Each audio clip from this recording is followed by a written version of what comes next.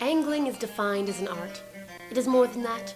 It is one of the most soul-satisfying pastimes of mankind. For millennia, man has fished. It was a way of life. Man learned quickly how to reel in dinner, and he used new tools to catch more and more fish as time went on. With these impressive new ships and nets, man was in his prime. The fish kept coming, and the money rolled in. Until one day, the fish ran out.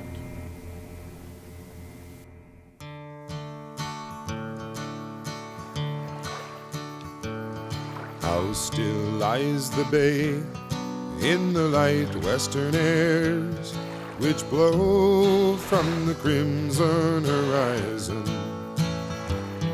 Once more we tack home with a dry empty hold, saving gas with the breezes so fair. Well, the decline of the oceans is a catastrophic problem. And I don't like using the word crisis, but it is in crisis. It is a catastrophic issue that's going on. And I think it's safe to say that the decline of the ocean fisheries started escalating dramatically when technology introduced the large stern trawlers, big industrial trawlers that could go deep sea for weeks on end out into the oceans. In the old days, we had schooners would go out into the sea, and then they would drop down their dories, and men would go out in their boats and hook up nets and go around, rowing and pulling up catches. That's only so efficient, and you can only do so much. Basically, it was a relatively sustainable fishery. And then once we went into the 60s with the large industrial stuff, and then you see the amount of catches that started coming in. And I think the catches peaked around the late 80s and the 90s and around then. And we've hit a plateau or steadily declining. Even though we have more boats fishing, we're actually catching less fish. So we've lost our relationship with fishmongers, for example. Toronto is lucky they've got a couple in St. Lawrence Market, but it's very difficult to find a local fishmonger anywhere. I originally got into the fish business. I have a background in sales and customer service, and I had been using a lot of my talents for other people, and I decided it was time to branch out on my own and purchase a business and see what I could do with my talents. I love fish and seafood. I could eat it every day of the night, every night of the week, I should say. And yeah, I love fish very much. Restaurants, independent restaurants, are fantastic. There's a great chef movement, and the chefs, Jamie Kennedy, a Canadian chef, was the first, even 10 years ago, to start talking about sustainable seafood long before anybody else was. And matter of fact, he was one of the people that got me kind of hot on this topic. I've always been hot on fish, but the stuff that he was talking about was way ahead of anybody. Chefs can really change people's attitudes. My career background started out here at Chez Piggy. I worked here summers during university. Then after school, I had a friend in Iceland, and he invited me to live with him for a while, and I ended up over there working in a seafood restaurant called the Solon Cafe in Reykjavik. And that was kind of where I learned how to cook fish and all the different types of fish. And we'd go down to the fish market each morning and actually buy our fish, which is the first time I've ever experienced anything like that. At Chez Piggy, we're applying to be part of the Vancouver Aquarium's OceanWise program right now. It's a seafood program that looks at fish stocks, how they're caught, and just the general sustainability of eating any one type of fish over another. The first step to it here was we had to change what fish we were bringing in. We had to change our fish suppliers. I had to change some of the menu items. I had to take off the chowder, which used shrimp stock, because I can't find OceanWise shrimp.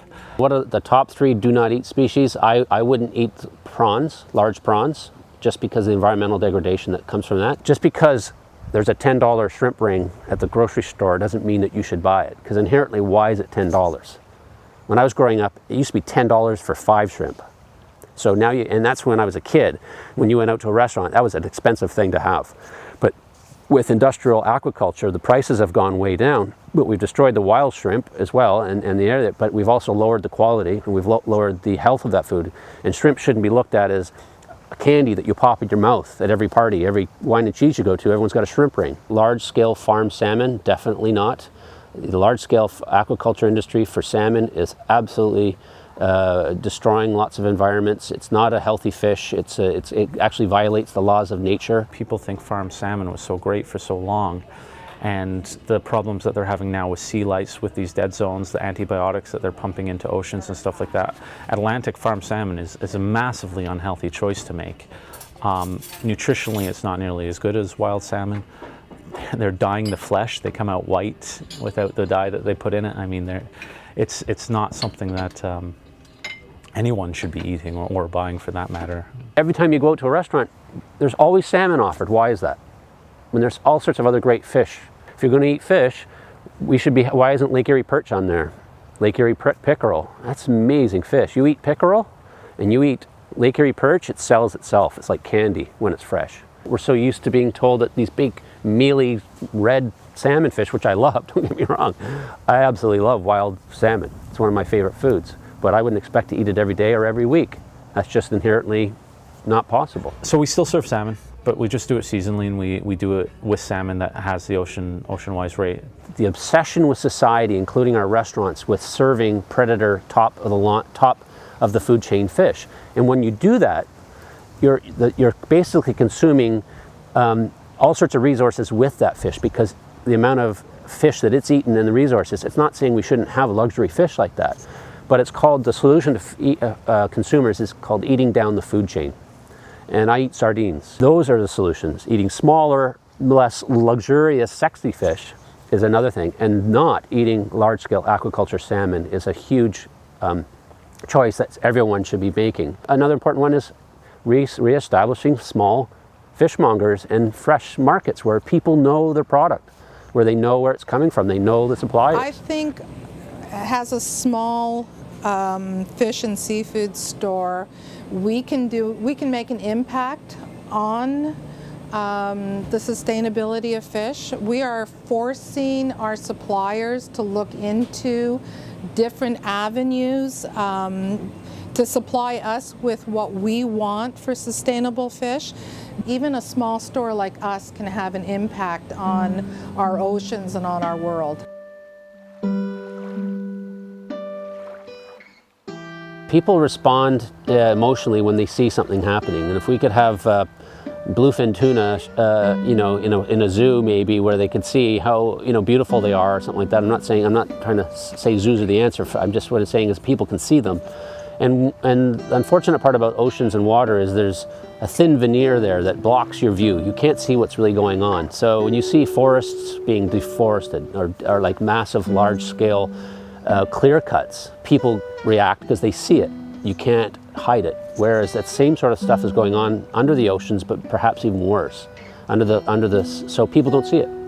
And so they're not emotionally attached. And also the way people look at fish is maybe different too. If you don't have a connection with the sea, you're not going to have an emotional attachment perhaps to the fish. Most people like forests. Most people like cuddly pandas when they see them. But when you see a bluefin tuna, it's really hard for people to conceive or perceive how beautiful they are, how the threat that they're under, and how magnificent their schools would have been at one time. Stop bottom trawling completely. It's a terrible method of catching fish. It's the poster child of insustainability. They're pulling up sharks, which have a massively depleting population. They're pulling up stingrays, they're pulling up everything that you could possibly imagine, and these are fish that once they're brought up to the surface, they're going to die. They're never going to make it back down to the depth that they live at. If we don't take care of our oceans, we wouldn't have a business. We need to, even as small as we are, do the best we can for our world. It's very, very manageable to have a well-managed fishing industry that creates jobs, that creates food for people. The fish is delicious. It's my favorite thing in the world to eat. And the variety and depth of the things that you can do with seafood is just amazing. And I don't think it's something that you need to lose in restaurants across the nation. Like we are running out of fish in the ocean. And you don't have to continue depleting those to still be able to enjoy it. There are ways to do it better. I don't think you should eat seafood unless the chef or the waiters and waitresses or servers can answer your question directly. Where does it come from? What species is it? where does the chef get the product from? If there was one thing I'd change about the fish and seafood industry would be to make fisheries more accountable for their business practices. We can make them more accountable by not purchasing things that we know that are not sustainable. Or if we do purchase them, putting a whopping big price on them so that people really have to pay for the fish that they require. To put it into a grim reality, if all life on the earth, on terrestrial life, all land-based life died on the planet, the oceans would live. They would continue living and they would be relatively untouched. If ocean life and the oceans die, all land-based life dies too. If we let the oceans go, we've basically let ourselves go.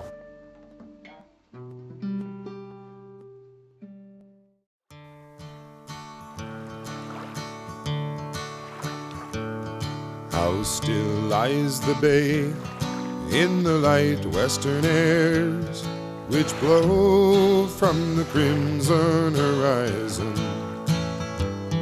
Once more we tack home with a dry empty hold, saving gas with the breezes so fair.